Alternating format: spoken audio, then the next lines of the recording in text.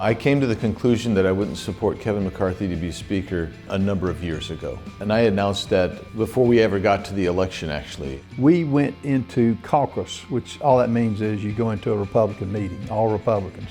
188 voted for Kevin McCarthy. You had 30 that did not. After that, he was answering questions, and I went up to the mic. I said, "Are you willing to commit to a 7-year balanced budget?" And his reply was no. I said, "That's it. I'm done. I'm not going to vote for you." So how many Republicans said that they would not be supporting Leader McCarthy for Speaker? So I remember it was about 5 of them who came out early and said they wouldn't, but we found out not too long after that was the tip of the iceberg. So a full month before we were on the throes of the debate on the floor of the House, we had actually put out in full public view a memo outlining what we wanted to see change. So then there was a back and forth for the month, and we didn't get where we thought we needed to go. So we said, all right, we're not going to choose the Speaker yet.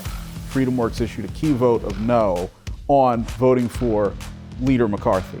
And those key votes are important because that information gets reported to our activist network and helps them understand how their members voted on important questions. We had gone to Kevin McCarthy January 2nd and said, this is our last, best, and final offer. It's policy, it's personnel, and it's the rules, it's the procedures of how we operate here in the House. And that was not agreed upon, so I knew that there would be multiple rounds. No one knew exactly how many. We were prepared to be here until the cherry blossoms bloomed. My daughter was in labor having our first grandchild, and so I didn't know if I would get a Speaker or I would get a grandson first. Turns out the grandson showed up before the Speaker did. So on January 3rd, I anticipated 12 or 13 people would vote either for me or Jordan or somebody other than Kevin. Then we actually picked up an individual from Texas who was a freshman. We never even talked to him. We had no idea where he was. It made it real.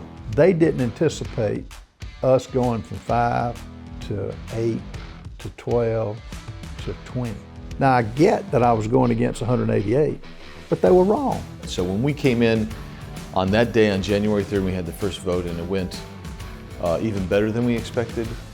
We were very hopeful. And so I think they thought that they could break us, so they just kept on having the votes. And as we actually added a couple numbers, it was apparent to them that we were not going to break. 19 Republicans support Jim Jordan, who wasn't even accepting it. Then you have Byron Donalds. He's next.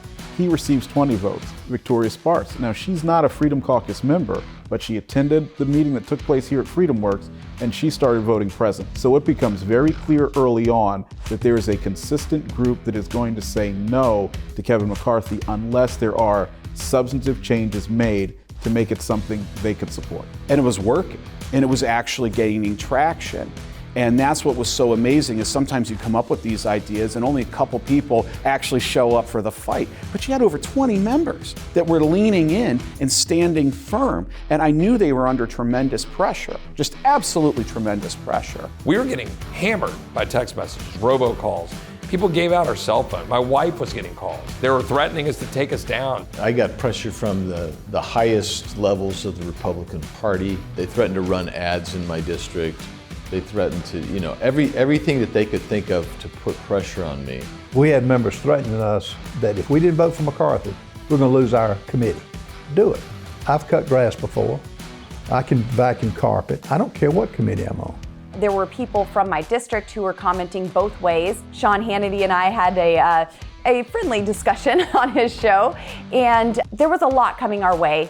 But we knew that we were right. You're going to have the ire of almost every single one of your colleagues. The media is not going to understand it. People at home aren't going to understand it. But you only have oftentimes one chance to make a difference, to make a change.